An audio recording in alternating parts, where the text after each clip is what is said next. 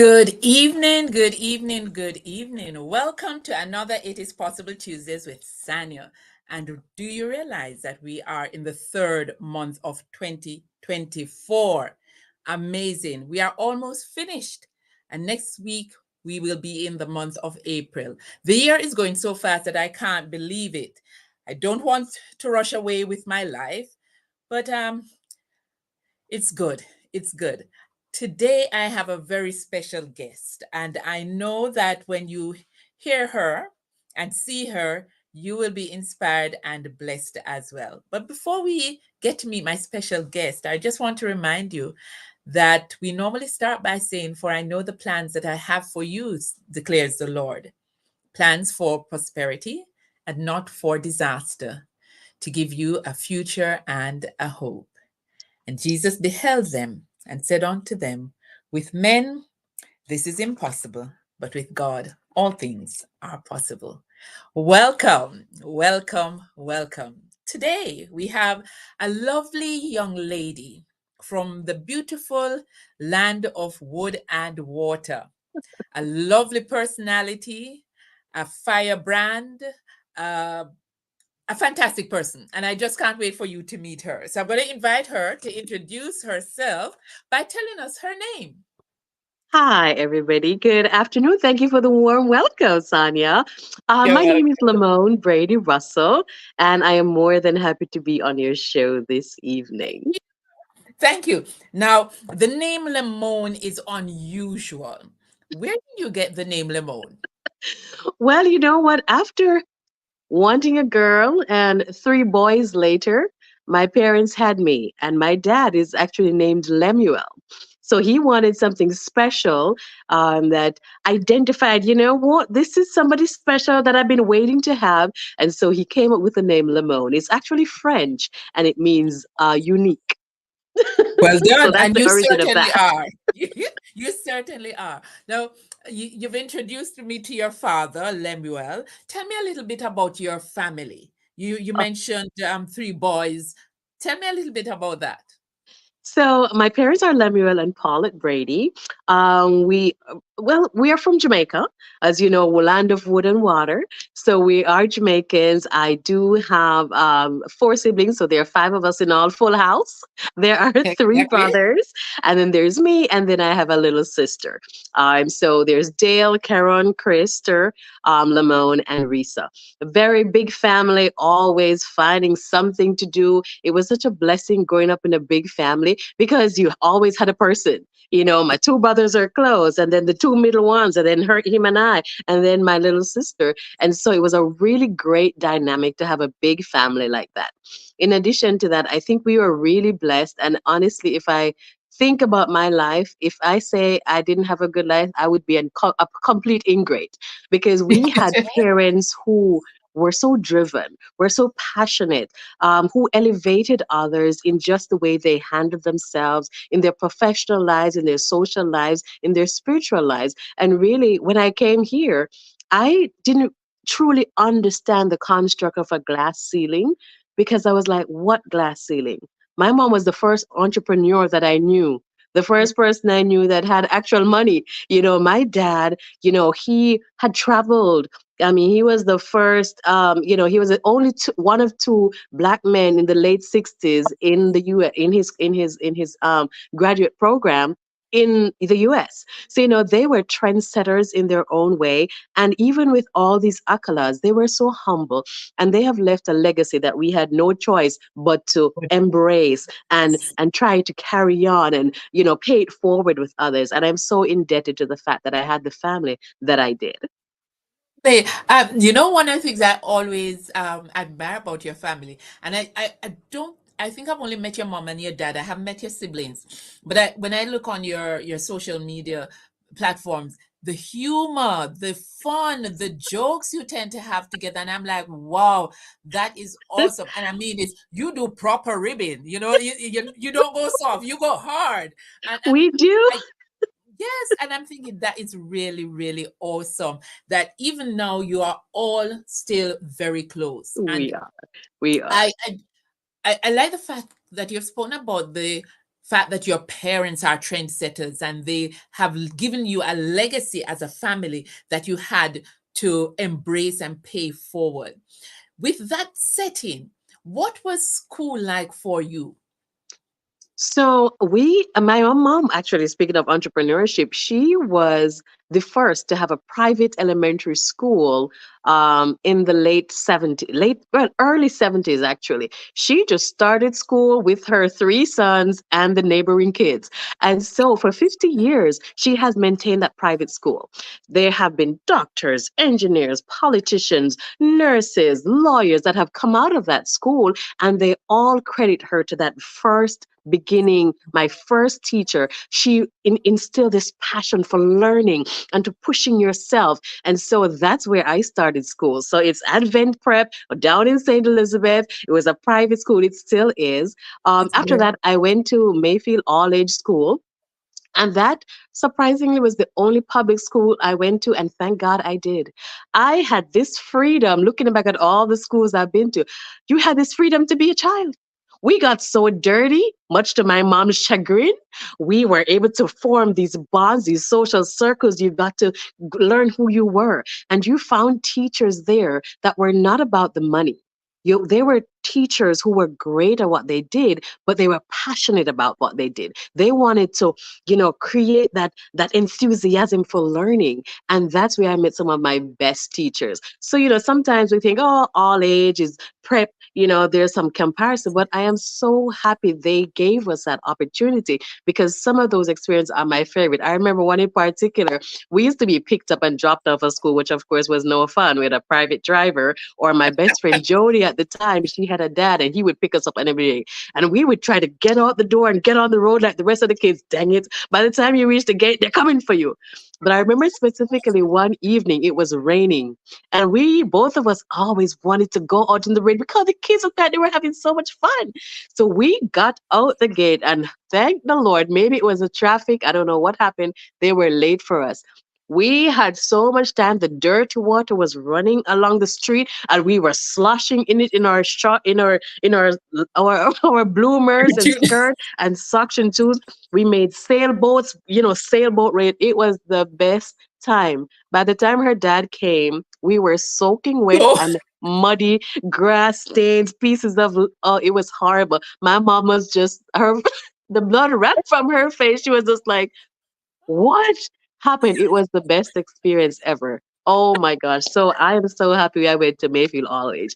After that, I went to Hampton High School, which again is a okay. prestigious school in Jamaica, one of the top 10, top 15, very much. Again, private school, very, very prim and proper, really. A lot of Yes. emphasis on accolades, academic accolades, social etiquette. And so a lot of those things, how do you speak? How do you walk as a young lady? A lot of those things I learned from Hampton. From there, I went on to NCU, which is my alma mater. And that's where I actually pursued my nursing degree, my bachelor's in nursing. And then subsequent to that, I actually went to Grand Canyon University, which is based out of Arizona, and there I completed my master's degrees. So that has really been my scholastic journey. And, people say, when are you going to do the doctorate? I don't know yet if I will. So that is yet to be determined. TBD on that one. But Lemon, I'm listening to you and I'm just looking at how you've just been moving through, and I am speaking it into being that the doctorate will come. It will come. I'll soon be saying Dr. Russell, and I'll start practicing from now. But I can't see it not happening. I the way you approach life, the way you look at things, the way you go about things, is just the next one to tick off It's your just the list. next. Okay, Yes, ma'am. that's the next one to tick off your list. Now, having said that, you'd completed your nursing degree in Jamaica. I did. Did you work in Jamaica at any time, or did you then pursue your master's afterwards, and therefore you didn't have a work life in Jamaica? I absolutely did. I actually got my first job at University Hospital of the West Indies, which again is one of those premier hospitals in the Caribbean. And so I got my first job. I graduated when I was 19. I was a child. so, so when I went to interview, they were like, "I'm sorry, how old are you? And why are you here? You need to wipe the milk off your mouth." That was Yes. unfortunate to them, the precedent that was set. But I got my first job in an obstetrics gynecology slash post op unit, and the woman there taught me how to be a nurse, how to be an adult, even though I was a child, an adult nurse Yeah. caring for others in the most vulnerable position. When you've Yeah. lost a baby, when you've lost your uterus, when you have found out you have fertility issues, it's a very fragile place to be as a woman. And so you have to have this level of compassion and understanding. And being then, a teenager still, I had to understand how to deal with that and how to comfort these women, who are really gone through something so traumatic. So I started there and I went on again at University of Western is to pediatrics, med surg, post-op surgical. Then I did a residency in ICU, critical care nursing. And that was eye opening because we had a general ICU that covered everything from neuro to trauma to medical, surgical. And it was really where I honed my critical skills. And ICU really became my passion. So I would dabble, in NICU nursing as neonatal care, a little bit of ER, but really most of my time there was spent in critical care nursing because that would be the launching pad for the most of my career. But having the exposure in those various genres, I'd say, of nursing was really fundamental to what I went on to do when I came here eventually to the US. So and so for you, young 19-year-old nurse, fresh, but soaking up all the knowledge and Oh, all the experience that you could from those around you, yeah. finding that you could be more compassionate than you ever thought yourself to be. Have you had any situation in which you were just totally floored by the situation and didn't know how you would actually from that? Oh, yes, lots of times. Because like I said, when you're a teenager and you have people that are depending on you to save their lives, that's a whole different ball game. And so, thank God for the team of doctors and nurses that we worked with, and I am so indebted to them because we had a team approach. My patient, I remember one time we had a pediatric patient, and at the time I was the sole nurse in charge of 15 pediatric patients at nights. So I went in and did an assessment, had one kid on my hip, went in to do an assessment on a child and realized this child does not look right. Not quite pulseless, but not quite right. And within seconds, that child stopped breathing. So I had one child on my hip trying to assess this child. This one is bawling, trying to assess this one. And now I'm frantic because I have to now think, okay, critical care. I need to save this child, put this one down safely, and get somebody to help me in here. You have to go in flight or fight mode. And that is a crucial time when you have to determine how do I save this child's life right now? And what do I need to do? Who do I need to help me? And so I was, of course, uh, frozen for a second because here I am with 15 children. This is probably my third, fourth year of nursing. Who do I call? When do I call? And what do I do right now? And again, like I said, we talk about the Holy Spirit tells you what to do right away because it makes no logical sense. I am 19 or 20 at this time with 15 kids by myself. It makes no sense. And so I just went into fight mode. Put the kid in the thing, start compressions, get them on the phone, like dial this thing, hopefully put it on speaker, hopefully somebody can hear me.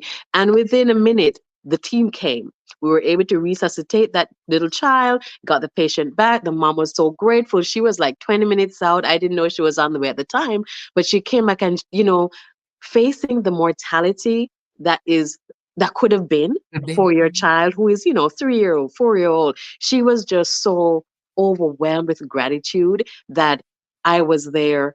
I went into save my child mode, even though it was not something that I had faced before.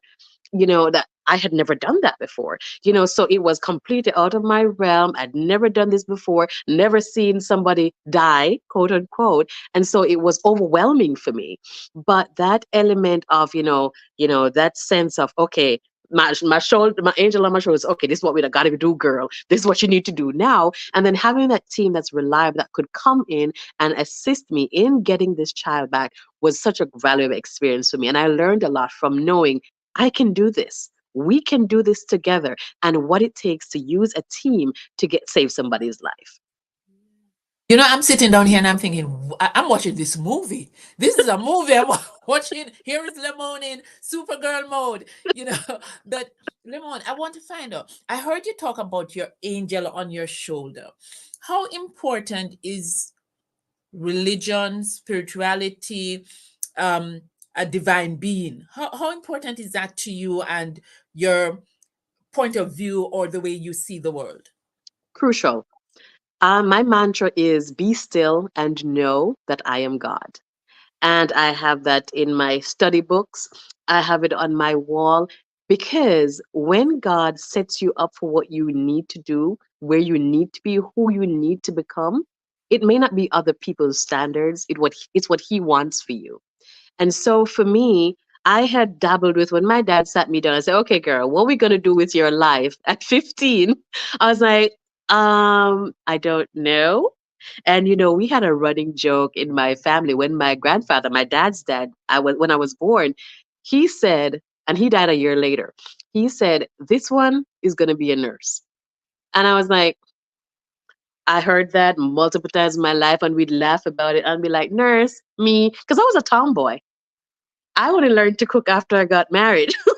So I was a tomboy. I'd be in the trees with my brothers, building things, making things, trying to catch bees in my hand, the whole works. Yes, And so yes. nursing was never a part of who I wanted to be and what was truly an option. So I had gone with, oh, I'll do industrial hygiene. And my dad said, well, the best program is in Canada. And I was like, I'm 15. I'm not going to leave my country and meet my people. And then, I said, okay, let me do medicine. And then I realized medicine wasn't for me because I needed that personal interaction that medicine would not allow. It's like, throwing the treatment at the patient and moving on because you have so many patients. I found that wasn't for me. And so God led me to nursing. And I'm so thankful because not a lot of people find their niche or their passion in life. And nursing is my passion. Nursing is my niche.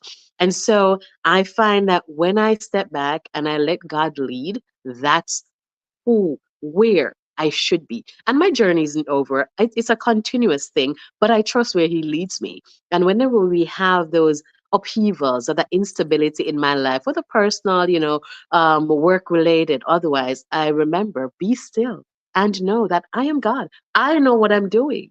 You need to trust me. And, I credit that to my parents, us having a strong upbringing. We're Seventh day Adventists. We were involved in all the things.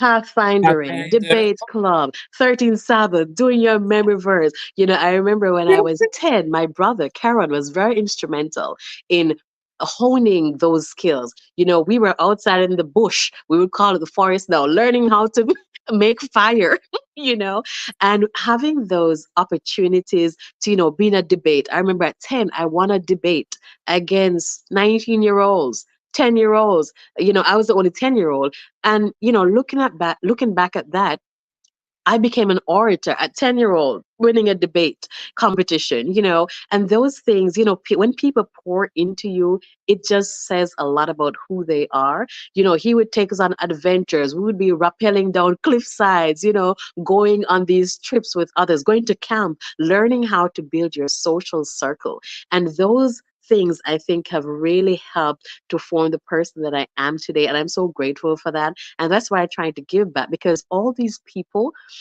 professionally, in my family life, in my social circles that God has placed for me has led me to where I am. I have a wonderful family, a wonderful husband that I don't even know where I found him, two kids that I absolutely love, that God's blessing is on. And there is just no doubt in my mind that He has led me to where I am. And again, it's nothing crazy. People measure success or the possibilities by how much money you have, whether you own a house, what your whatever those standards are. But God doesn't do that. He looks at where you are, who you are, and the influence and the impact you have on others. And I'm hopeful that, in what I portray, my credibility, my integrity, what I'm trying to do with, what I'm working on, my project that I'm working on, I'm trying to help people find the value in who they are, what they do, and how they can influence others in an impactful and positive way. And it seems that God is, you mentioned the word integral. Has it always been that way? Have you always had this close relationship with God where you have allowed Him to lead in your life? Or was this something that you um, entered into as an adult or as a person who when you became employed? When did this strong relationship with God happen? I would say it's always been there, but when you experience God for yourself, with your struggles, with your victories, with your or his revelations, it becomes so much stronger. So we'd always have, positive influence, strong influence, going to church, having these relationships as a child. But I think when I went into adulthood at 15 and started college, that's Yes. when the personal relationship developed. I remember when I started NCU and I went, brought my papers in and again, they looked at me like, I'm sorry, child, what are you doing here? This has never been done in nursing before. We have never had anybody under 17. So what are you doing here? Yes, It yes. makes no sense. It had never happened before. I'm sure it has happened since. Thanks, But yes. again, if God hadn't lined up the appropriate people, I would never have been accepted to the program, one.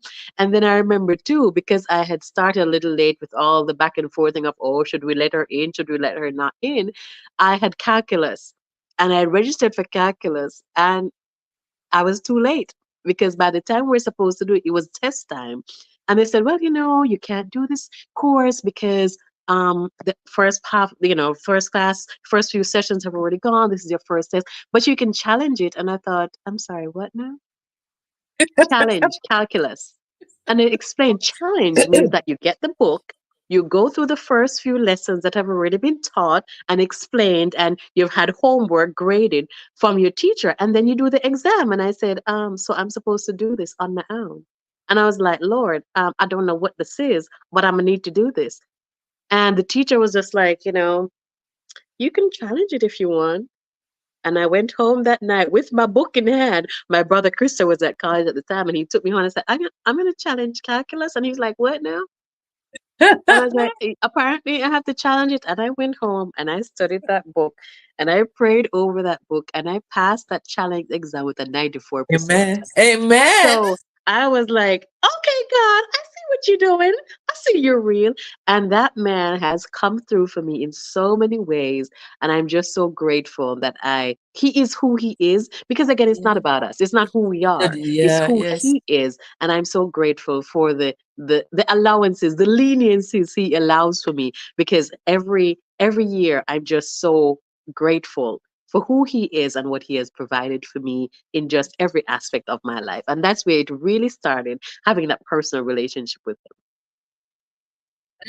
You, I'm here listening. You're talking about your mantra, you're talking about your personal relationship, you're talking about allowing God to lead you, and you're talking about it's not about us, it's very much about God. How free are you and how have you been able to incorporate your spiritual life into your work life?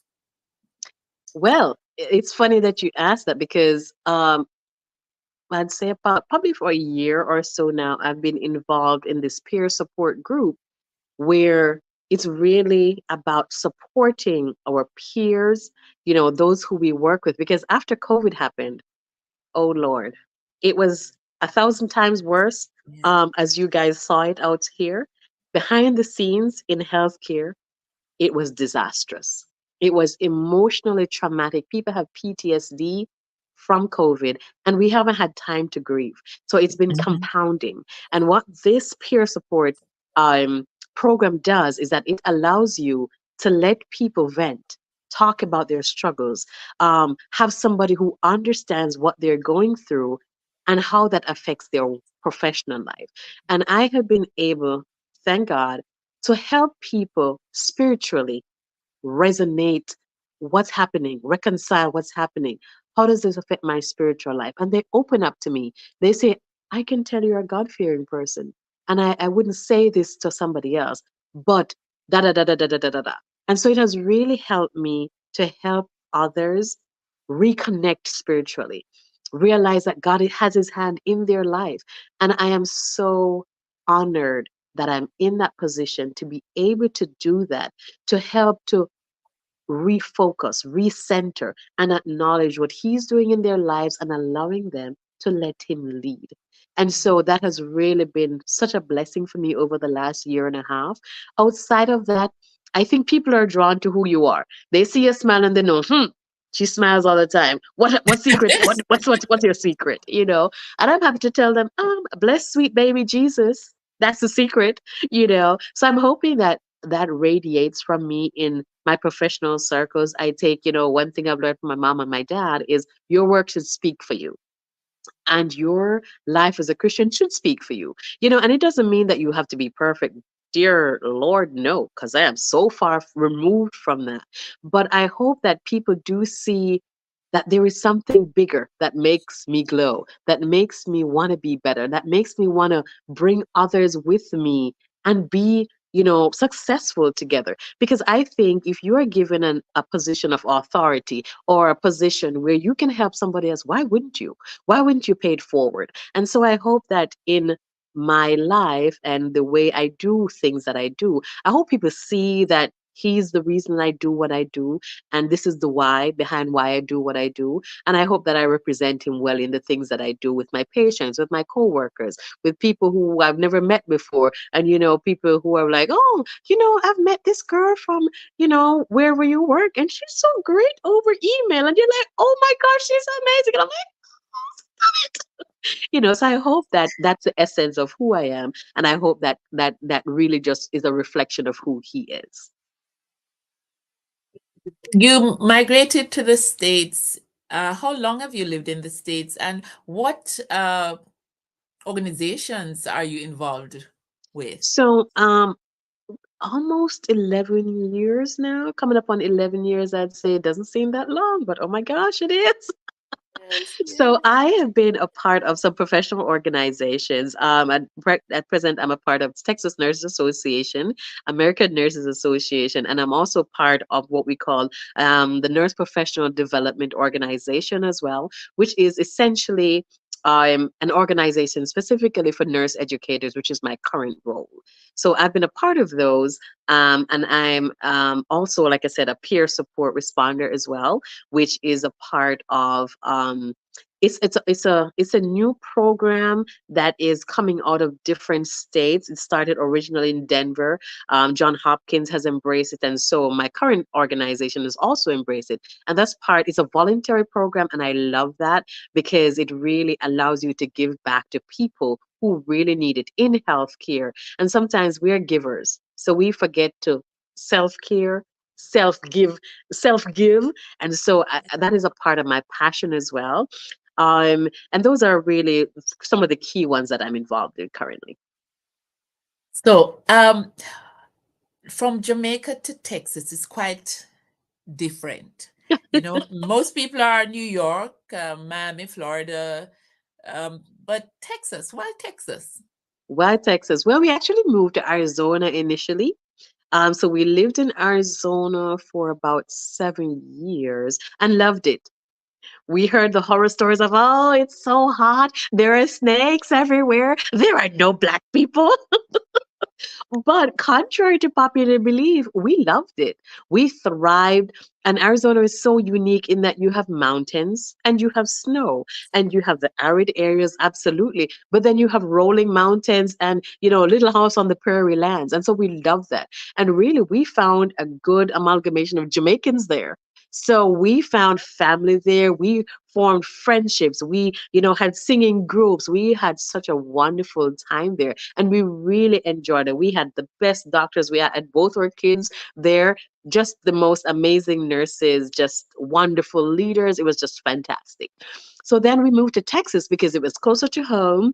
My husband had family here. We did like the diversity. It's actually one of the most diverse, not only states, but counties in the whole of the USA.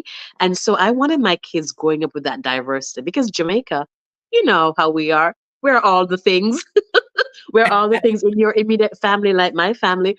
We have Asian, we have Indian, we have Irish, we have Black. Oh my God, we're all the things in just one family. So I wanted to have my kids to have that. There was food. It was also like a good spot to like travel from. And so it ticked a lot of boxes for us.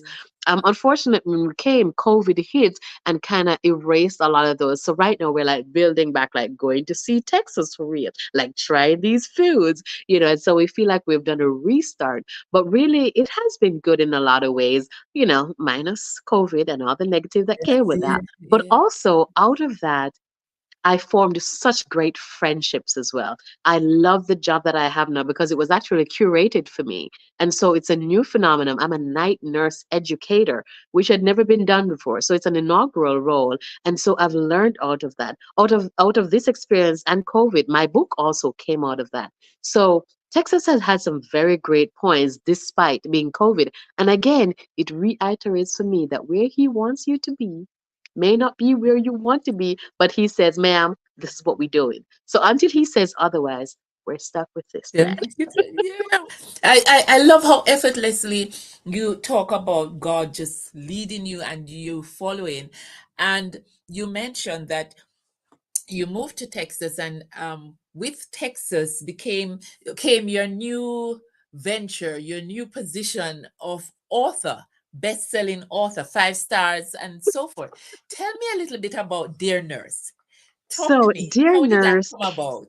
yes, dear nurse came out of my what I tag my COVID experience. At the time, I was managing a 30-bed ICU, and it was, for want of a better word, traumatic. It was so difficult to make these hard calls where you had to separate a couple that had married for 50 years, and the wife is dying, and this little old man who has never slept a night apart cannot say kiss his wife goodbye. We had cases where we would cloak up with this unknown Yeah. disease and go into rooms and read goodbye letters from an 8-year old to their dad because their dad was going to die. It was so difficult, it was so emotionally devastating, and we just kept giving. We didn't know what we were bringing home to our kids. Some of us were pregnant. We didn't know what this disease was. And here we had people dying left, right, and center. We were there for days on end, not knowing what would happen. Nurses who had been doing this for 40 years felt so useless. Brand new nurses, new grad nurses, the light I could see fading from their eyes because they were like, I came into nursing to hell, and all I'm doing is wrapping dead bodies. And the desolation, the emotional loss of hope, of intent, of hoping to change your world just a little bit was lost amongst my nurses. I can't tell you how many nurses I picked up off the floor just crying from just feeling, what's the value? Why am I a nurse? And so I started journaling these things. And before I realized it, it was 192 pages. And, I looked at this stack of papers and my sister said, let me read that.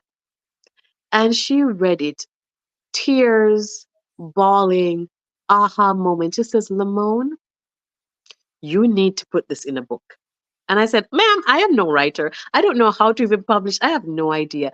But Dear Nurse came out of that. And Dear Nurse is a career guide to the behind the scenes view of what nursing entails. It looks at the common arms of nursing: ER nurse, perinatal nurse, being an advanced practice nurse, being a night nurse.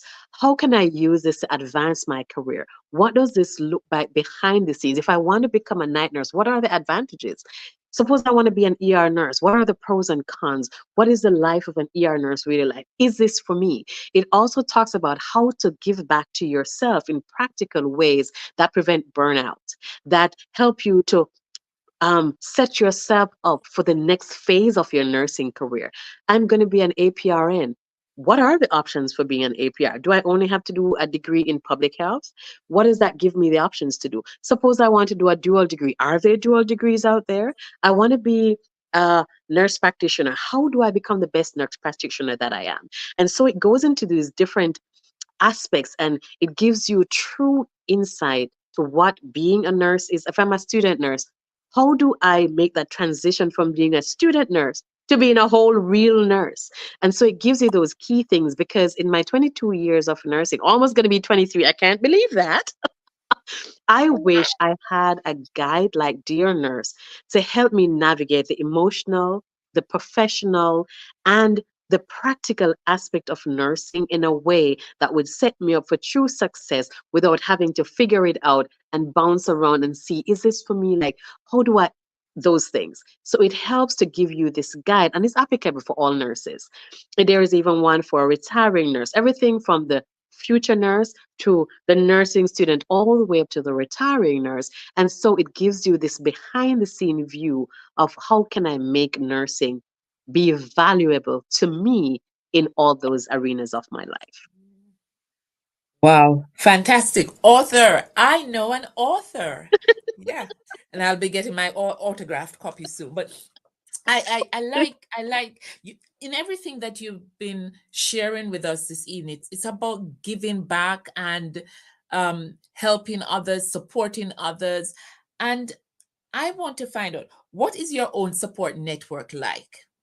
My support network is my husband, my children, my family. Oh my Lord. My sister is my bestie, ride or die. I try to tell my daughters, ma'am, there's a reason I had the good Lord blessed us with two girls because my sister is an absolute gem. Talk about sounding board. Talk about, oh my gosh, is my hair right? Talk about relationships. Talk about spirituality. That is a person. You need that one person in life that has your back no matter what. And between my sister and my husband, I'm telling you, like I told you before, if I was to ever say, oh my gosh, my life is, the only things I can say is blessed because my husband, amazing man. I don't know, like I said, I tell him he's one of a kind. My dad is an amazing man, and I said, if you compare to my dad, sir, you're doing something right. You know, my girls are just such wonderful, kind people that I'm happy they are who they are. My mom, talk about a woman who is just a stalwart, the humility, the encompassing love, the transparency, the things that she has accomplished. If I could be half the woman she is, and you would never know. This is a woman who she didn't even go to college. She did like a post high school certificate. And that woman, like I tell you, she was the first millionaire I knew. And I didn't even know until I was a big woman. I was like, you had this thing on a wrap. You would never know. We were brought up with such humility. Yes, we had nice things, but nice things were not for lauding. They were for a part of your existence. So you were exposed to these things. So when I became a dater, fancy things didn't wow Bless me you. and oh my gosh, I'm gonna give up my soul because okay, you're wearing a Rolex or we're going out in a Jaguar because I'd had those things. And my parents, we would have that one day and the next day you are running barefoot dirty and climbing trees. So they gave us this balance of life that whatever came to us in life, you had already experienced it, and so you knew how to navigate that. It wasn't something like, oh, something bright and shiny. Gonna give away my soul for that. No, they gave us this balance of, yes, you may have nice things, but are you sharing it? Yeah. Absolutely, because those are the things they instilled in us. And so my support system is are these people who I'm indebted to, my brothers, Dale, Karen, Chris. They at different points in my life, they were amazing. My parents traveled a lot. They've been to, Lord have mercy, all the states in the US, different continents. And so my brothers were key to rearing us, making sure we were safe. Karen would cook all the time. My brother Dale would comb our hair. Dear Lord, it was torture, but it was done. And we were always clean and well taken care of. College days, Chris would take me back and forth. My sister, ride or die, we're together all the time. So we also have my mother-in-law here who helps a lot with my kids, and just having that grandma presence, all the things that mothers teach you that you don't think about. Between my mom and her, I am just surrounded by such wonderful people. And even at work, it extends to my work. I have a boss who is Jamaican too, and so giving. She gives us that work-life balance. Like today I was like, oh, when I'm supposed to work tonight, she's like, why not come in the evening and you just make your hours this week? Who does that? Amazing boss, amazing co-workers. I can bounce things off. We work together. We collaborate. Like, how do we elevate the experience of these nurses and give back to them so they can take care of their patients who form the fabric of society? So my support system is, like I tell you, first class. I am so indebted, so grateful, and I can't complain one bit, girl. Lovely, lovely. And of course, you're pouring that forward into your patient. But you've said to me that you are a night nurse educator. What does that involve? And do people really say, I want to be a nurse that only work at night? Is that what it's all about? It's the thing. There are some people like me who are cut out for nights only. And so what like what I was saying to my CNO when we were discussing this, I said, you have the same populace, just that they work at night. Half your populace is at night. So these night nurses need the same support, the same education, the same leadership presence that your day nurses need. And so she was just like, I've heard of this ethereal concept, but now that you break it down the way that you do, I say there's a reason there are people on nights. Maybe it's daycare. Maybe it's your spousal schedule. Maybe it's, there's time for learning and there's teaching. Like new grad nurses love to be on nights because they get that little bit of downtime. You can plan your night a little better. There are more things that you can learn because in the daytime, it's a flurry of activities. There's so much going on. There's red tape and bureaucracy and people everywhere and tests going on and doctors and families, and they get lost in the flurry of things. Some nurses choose night because at night they can work.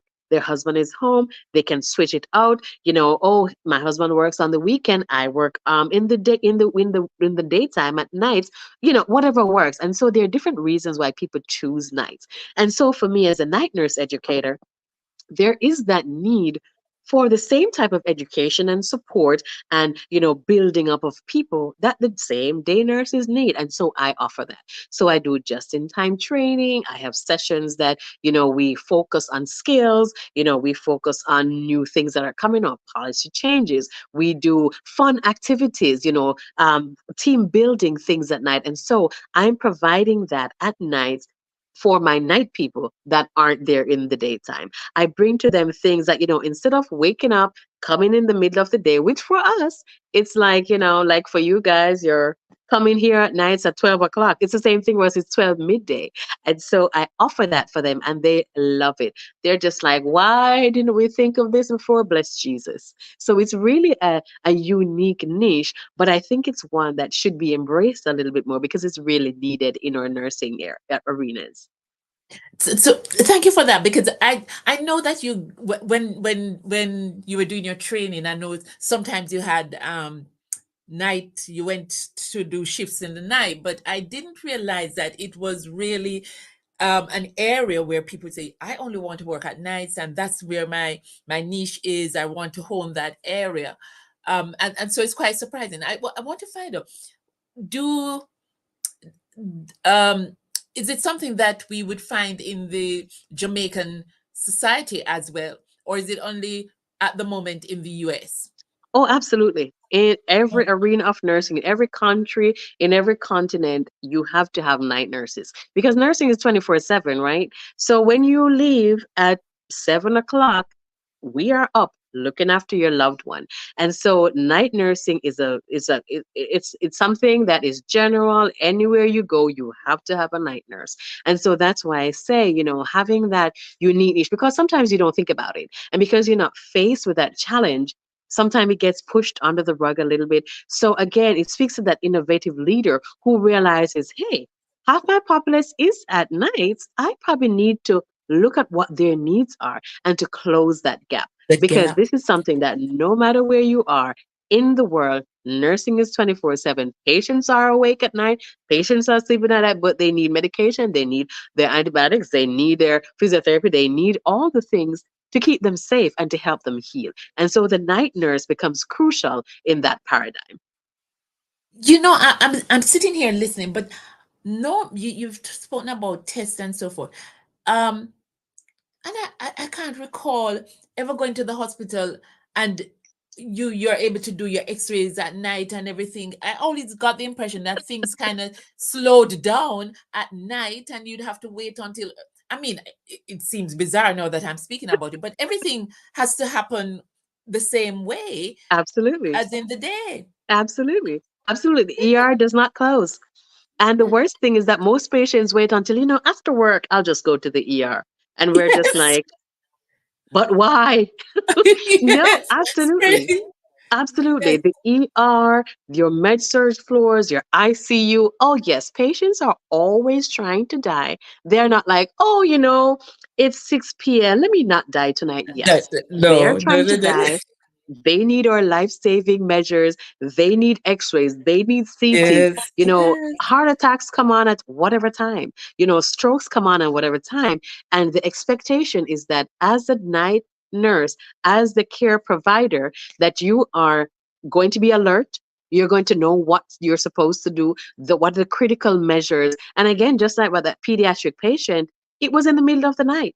So we're expecting these nurses, these caregivers, to be alert, to be knowledgeable, to act quickly, to think critically at 3 a.m., just the way we're expecting them to do at 3 p.m. And if we know we need to do some diagnostics, you best believe we're going to be packing up that patient and heading down to CT, even if it's 2:12 a.m. Yes. Yes. Oh my days.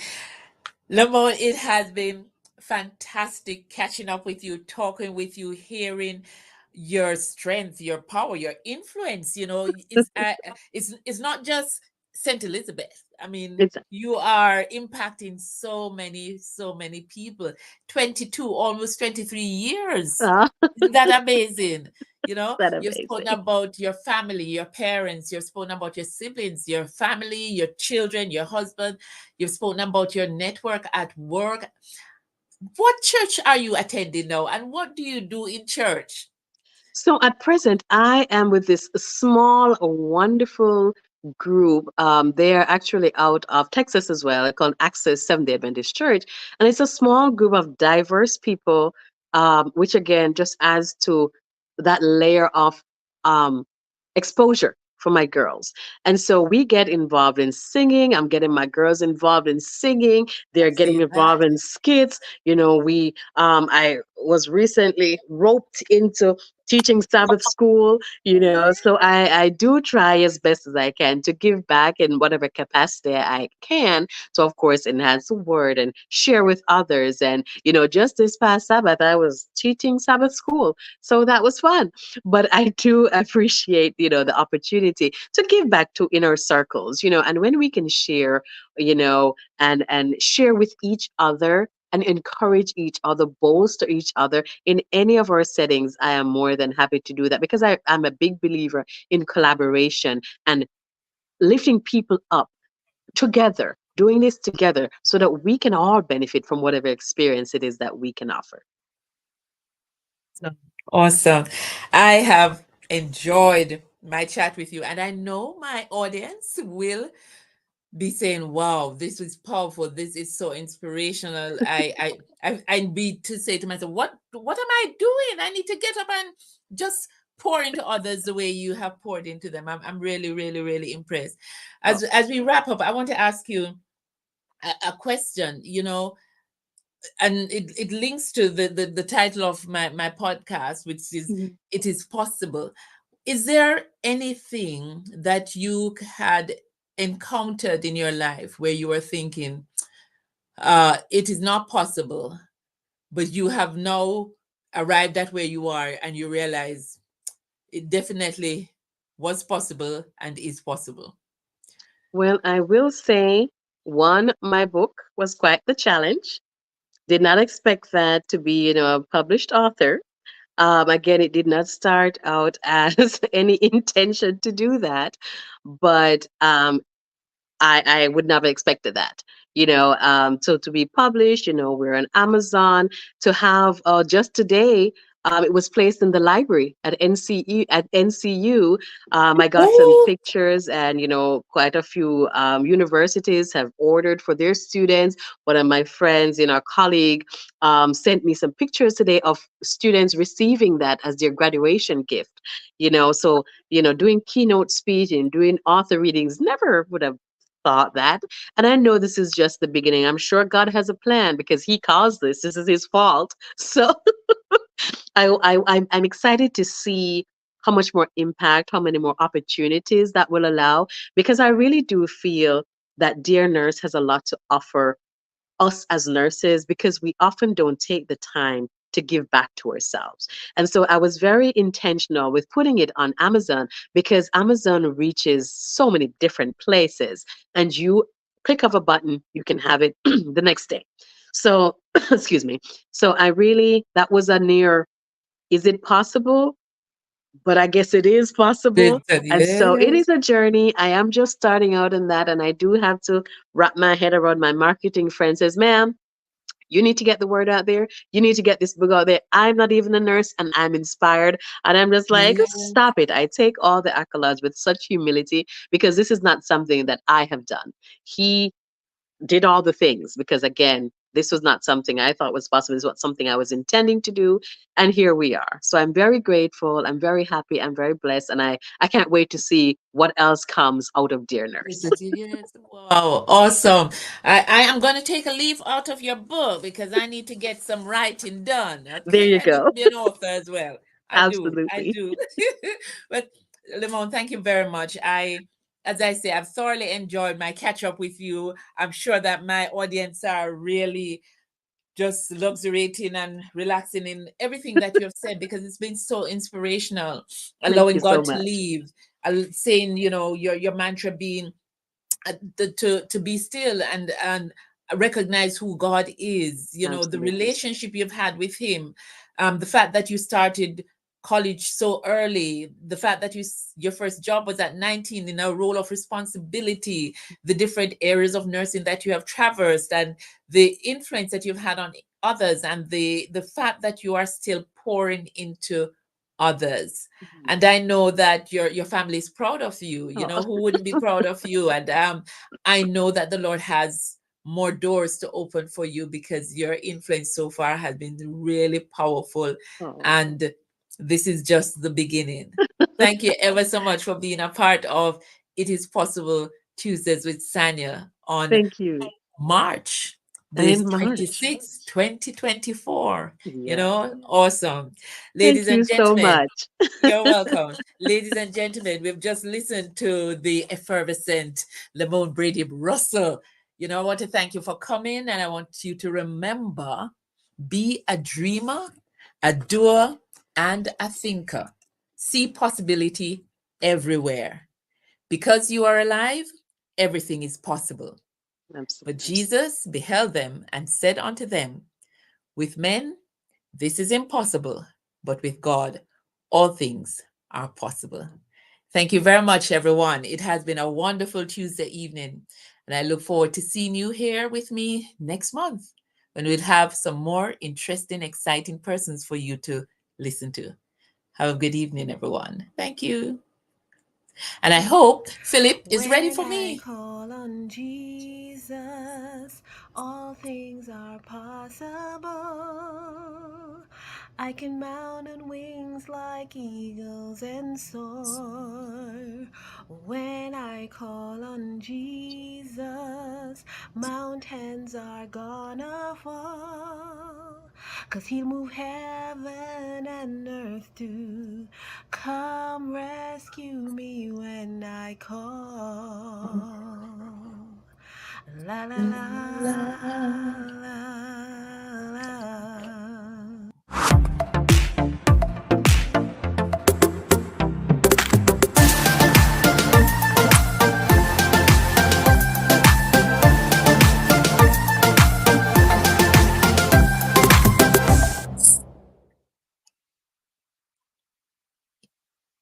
Wonderful.